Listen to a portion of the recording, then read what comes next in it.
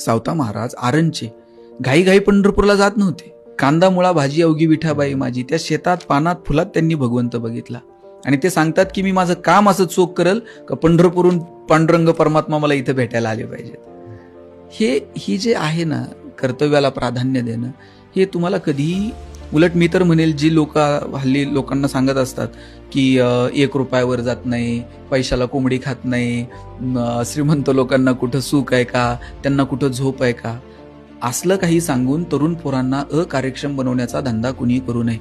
उलट पोरांना सांगा, चांगलं मजबूत अर्थकारण ठेवा, चांगले पैसे कमवा, मिळवलेल्या पैशांचा आनंदही घ्या, योग्य ठिकाणी देण्याची दानतही ठेवा. आणि तुकोबारायांचे विधान आयुष्यभर लक्षात ठेवा, जोडून या धन उत्तम व्यवहारे. कुणाच्या माना मुरगाळून, कुणाला फसवून वाईट मार्गाने मिळवलेलं धन म्हणजे प्रेतावरची फुले, हसूही देत नाहीत आणि रडूही देत नाहीत. म्हणून चांगल्या मार्गाने कमवायचं आणि त्याचा आनंदही घ्यायचा.